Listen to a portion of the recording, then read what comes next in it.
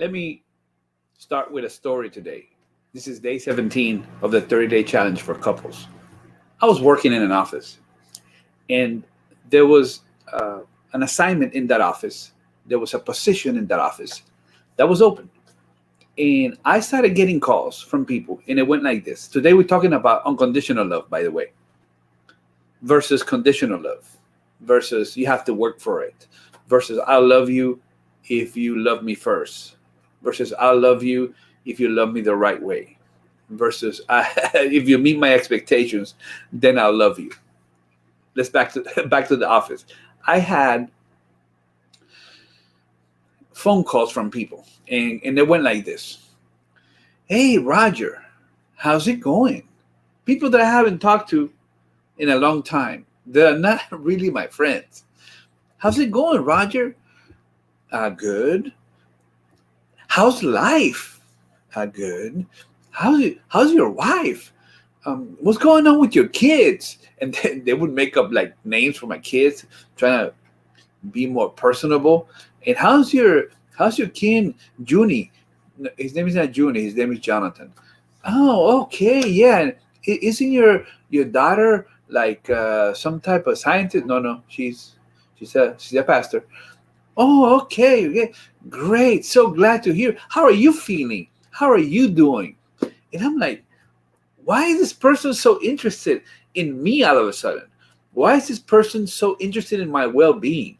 Why is this person such a so concerned about how I'm doing? So after the small talk is over, I said, hey, by the way, before we hang up, I heard there is a position there in your office that's open. Do you know if they've hired anyone? And I was like, no, they haven't hired anyone. Oh, okay. Well, I've been working over here on this side of the country for a while, and just want to let you know that, if you guys still need anyone, I'll be willing to submit a resume, and I'm open to a transition. I'm open to move. And there I found out why they called. They were interested in the position, not me. It's a bummer when the person that you're married to only gives you love if you meet certain requirements.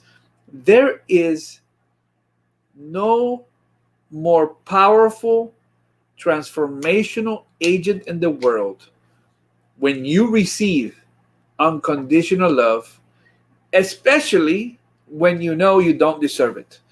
When you know you deserve judgment, but receive grace instead, is amazing. So let's talk about love for a moment. Love comes from God. God is love.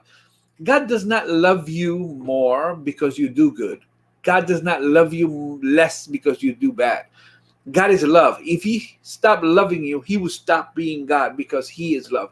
It's hard for some of you to understand this, because you grew up in a very legalistic house. If this is you, that was your upbringing, just put it down in the comments. That was me. It was hard for you to picture a God that really cared about you. It was all about, I have to do this, I have to do that, I have to do this, I have to do that. The problem is, which is my second point, it's never enough. Sometimes when I counsel couples, I see the same thing happening. It's never enough. What one does for the other is never enough. They brought roses home. Yeah, but where's the chocolate? They washed the clothes. Yeah, but did you fold them? It's never enough, no matter what they do, no matter how hard they try, no matter how much they attempt to gain the love, they can never get it. It's really hard to live in a relationship like that. Which number three is this. Everybody receives and understands love in a different way. There is a great book I would recommend for you to read it. It's called Five Languages of Love.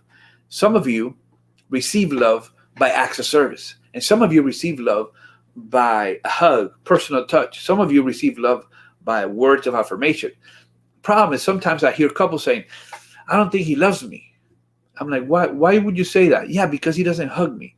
Maybe the way he operates and shows love is by doing acts of service. And he's doing all kinds of stuff around the house. And he's cutting in the yard. It's snowing out there. He goes out there and takes the snow. He warms up the car so you can have a nice warm car. but he's not very effective physically. So you think, well, he doesn't love me because that's the way you receive love, but that's not where he expressed love. So I would just recommend for you to read that book, take that test that is in there, and ask yourself, okay, now that I understand how he receives love and how she receives love and how I give love and how he or she gives love, now we can connect at a deeper level. Remember, the assignment for the day, as every day, remember to do it. Don't just listen to the video and then go out about your day. The assignment for the day is be intentional with your kids and your spouse.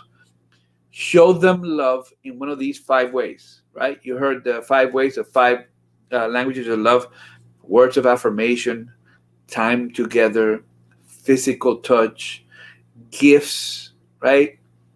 When we love each other, we show it. So pick one of those, preferably the one you think your wife or husband or kids like the most, their way, not how you like to give love, but how they like to receive it, right?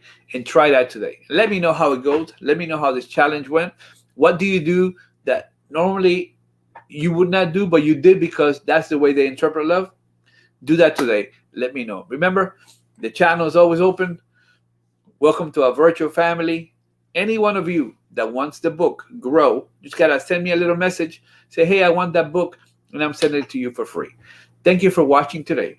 Thank you for sharing the content. And thank you for loving like God loves. This has been 30 Days Challenge for Couples.